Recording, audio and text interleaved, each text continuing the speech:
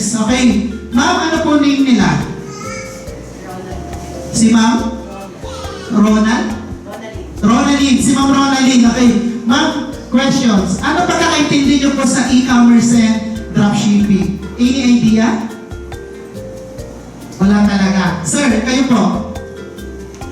Wala din. Okay. Ang e-commerce, guys, simple lang naman. Okay? Ang e-commerce, ang goal mo lang naman dito is magpo-promote ka ng product o service mo sa any social media platform. Facebook, TikTok, Google, or YouTube. Okay? Instagram. And then, pag may mag-i-inquire, anong gagawin mo? Sasagutin mo yung mga inquiries at ipiprepare mo yung order nila. Pag na-prepare mo yung order, ano next na gagawin? Tatawag ka ngayon ng mga delivery courier para ipa-deliver yung in-order nila. Ngayon, yung e-commerce, napakaganda po ng concept. Pero, hindi pa lahat mayroong capital. Kasi para makapag-start up ka nito, kailangan mo ng malaking capital. Logistics, products, office, business permit, magagandang staff. Di ba, Ma'am May?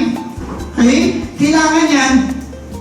Ayun, nawala. So, para makapag-start ka dyan, kailangan mo ng malaking capital. Maganda ba yung e-commerce? Yes. Ngayon, dahil hindi lahat ng Pilipino kaya maglabas ng capital, dito na po nauso o sumulpot yung tinatawag nating dropshipping. Sa dropshipping, guys, eto, 5 steps na yung kailangan mong gawin. Ilan? 5 steps. Una, hindi mo na poproblemahin yung delivery, yung logistics, yung office, yung products. Ang goal mo lang is mag-promote ka lang ng product kahit nasa bahay ka lang. Okay ba yun? Maganda ba yun? Okay. At kapag may order sa'yo, anong next mong gagawin? I-input mo lang yung orders na yun sa dropshipping account mo.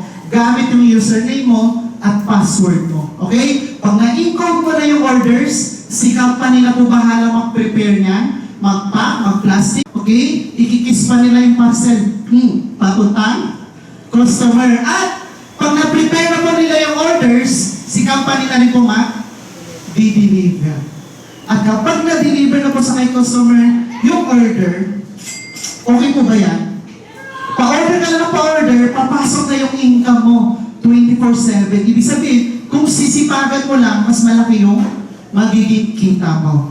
Nasusundan? Yes. Nasusundan? Okay, ngayon, tanong, maganda ba talaga yung dropshipping? So ito guys, papakita ko sa inyo, isa sa mga members natin dito, mga distributors, naka-blur lang yung name nila para, syempre, for privacy lang. Tingnan nyo po yung sales nila today. Magkano? 47,000 kahapon. Magkano ang sales niya? Sabihin na lang natin, ang negosyo ba pare-parehong kita? Hindi ba hindi? Okay? Sabihin na lang natin, average sales nila per day, magkano? 40,000. Magkano profit? 50%. So 50% ng 40,000, pwede na ba yan extra income nila per day? 20,000. Pero guys, take note, dahil e-commerce and dropshipping tayo, itong sales na to, hindi po nila kikitain yan kung nag-a-advertise lang sila ng libre. Nagbabayad po sila ng advertisement kahit hindi sumusulat. Kay Facebook. Okay? Alam niyo po ba magkano yung budget nila per day para kitain yung 20,000 per day? Tingnan nyo guys. Magkano? Yan yung ginagastos nila every day sa ads para kitain nila yung 20,000 or 40,000 a day. So 20,000, less mo yung 7,000, pwede na ba yan neto 13,000 per day? Pwede na ba? Ano pipiliin nyo? Hindi ka maglalabas na 7,000 kada araw, wala kang 13,000, or maglalabas ka na 7,000, meron kang neto na ganyan pataas. Maglalabas ka, okay? So ngayon, 13,000 times 30 days, pwede na ba yun mamronalin, pang kape-kape?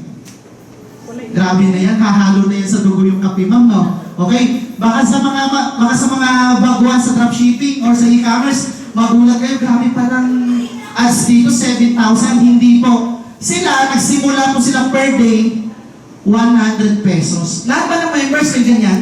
Hindi, di ba? Nagsimula sila 100 pesos per day. Nung nakita nila na may potential yung business, in-scale up. Wala po mga ano? Guys, marker. Hindi nagsusulat eh.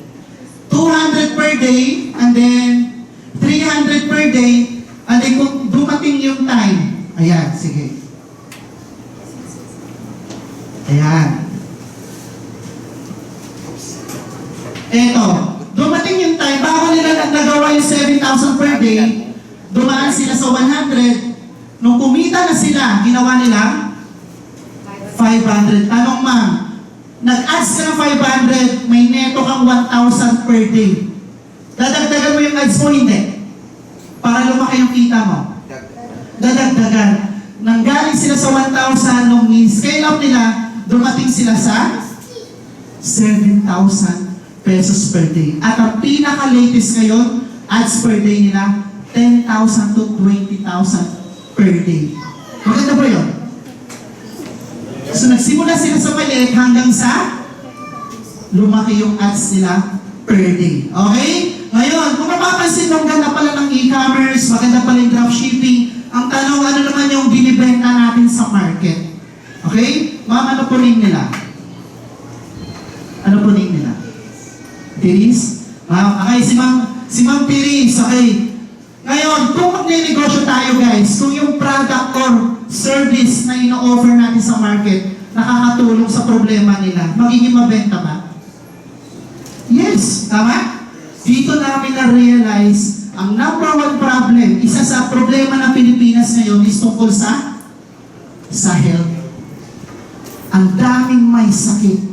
Lahat ng inquiries namin yan sa e-commerce, kung may cancer, may bukol, high cholesterol, at marami pang iba. Isa sa product na ino-offer natin, ano?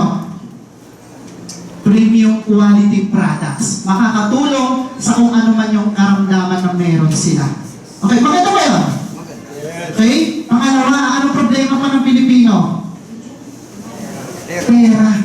Tutulungan din natin sila paano kumita sa extra 30,000 to 100,000 kada buwan gamit lamang yung cellphone nila. Sino ba nang interesado? Taas ang kamay.